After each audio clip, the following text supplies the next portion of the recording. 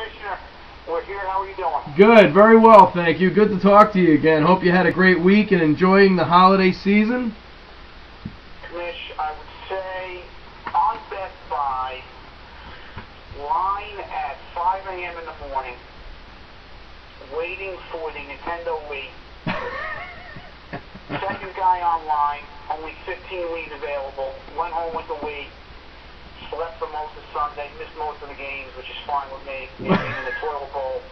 Don't really need to keep abreast of it, but We really should talk about that later, too, by the way. bottom line, we got the job done, and now we're looking forward to this Qbowl, number 13. Number 13, we'll see who it's lucky 13 or unlucky 13 for. We'll find out. But anyway, I wanted to get your take on the some analysis for the upcoming big Qbowl 13 that you mentioned. We went through last week's action, and some guys are real hot for the Warriors, and Aztecs are just steadily plodding along with their high points that they keep putting up. So talk a little bit about the matchup this week, if you could. Commissioner, be glad to do so. First of all, congrats to both of the finalists. Done a wonderful job this year. And I got to say, the ratings right now are skyrocketing with some heavy banter going back and forth between not only the squad, but some third-party participants as well.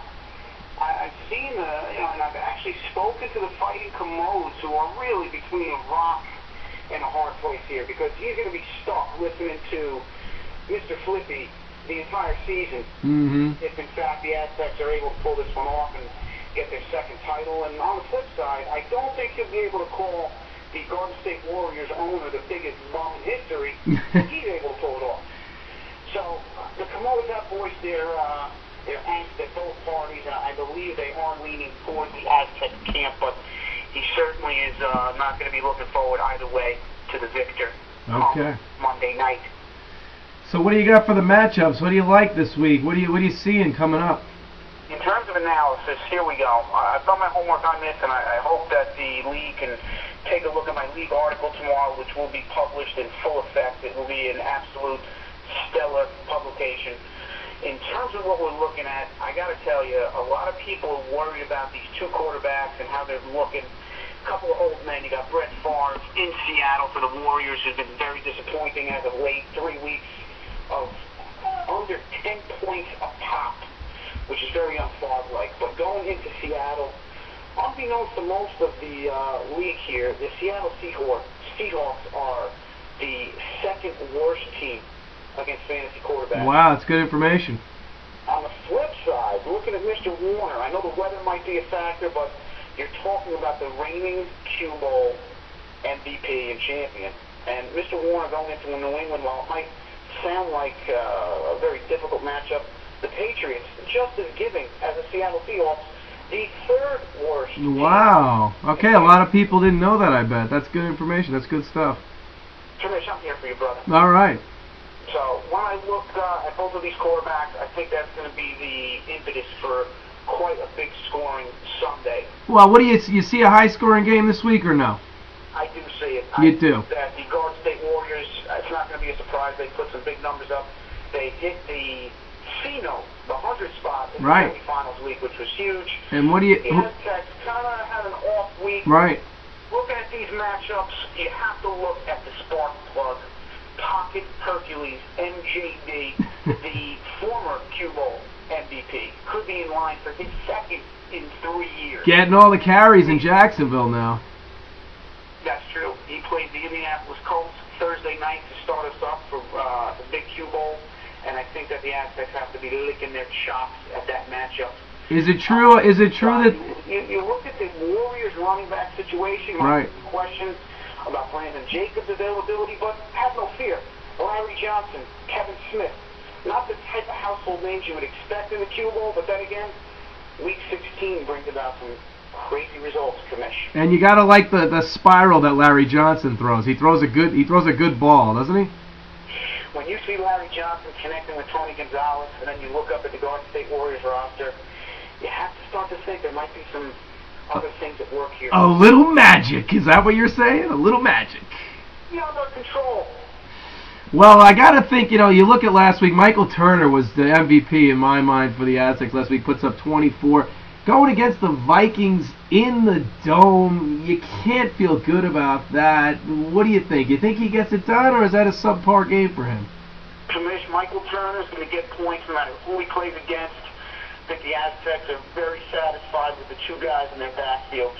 I looked actually at the receiver matchups, and I think this is where the Warriors could either be huge or incredibly deflated. Right now they have Lavernius Coles in their lineup, and they're looking for some connection between Brett Favre and Lavernius. Yeah. If that doesn't come through, it could be a lot of trouble for the Warriors. Yeah, I don't see that. When I look across the stable, and I see what has to be the MVP connection of the season, Kurt Warner to Anquan Bolden. And just a little note for you, Commissioner, and the rest of the league as they look on here. Kurt Warner and Anquan Bolden have hooked up in 8 of the Aztecs games thus far. Wow. They are 7-1 in those 8 games. Good information. In the loss, the Aztecs put up 102 points.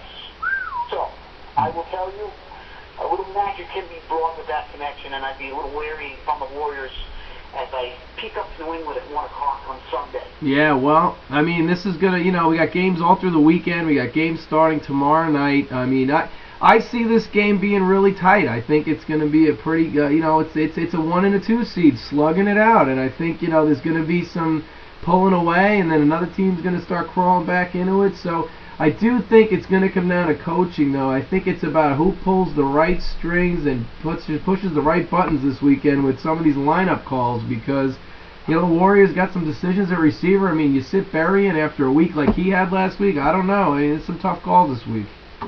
Couple of tough calls, but looking up and down these lineups, I really don't see too many holes either way. All right, well, that's the Qbowl. We'll look for some, it's going to be a great one as always. We've had some real barn burners. We've had a couple 1-2 point finishes over the years, so hopefully this will be another one, and we'll have a great, rating season. But how about before we finish up in the red zone, maybe we're on the line here with Lawrence Maurizio of A&BA in the red zone. Lawrence, any breaking news or any tidbits, rumors in the rumor mill you can share with us going on around the QFFL? Commissioner, I don't know if you caught the email strand today, but there was some concern for James Lecce and the Xiii team. Oh, really? I didn't hear that. What happened? Put out a little bulletin and maybe get him a little psychological help at this point. I know James had a rough go of it in the playoffs, but there was some mention of his continuing play in this playoff. And is he still alive? I think he's still alive, isn't he?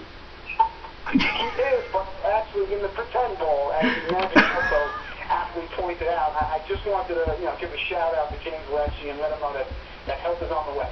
Okay, well. Okay, I think he still thinks he's alive. We'll find out. I don't know. The Fantasy Bowl. All right. So, any other rumors? Anything you want to share with us before you go? I just want to leave you with a little. As we enter the Qbowl, I wanted to leave you with just a quick snippet. We do have some inside information that the Garden State Warriors has a very popular motivational speaker coming into his locker room before Sunday night's affair. Okay. I'll give you a quick video clip, and you guys can even catch him during rehearsal if you can just hold on 1 second. Okay, great. A little preview, folks. When you get old in life,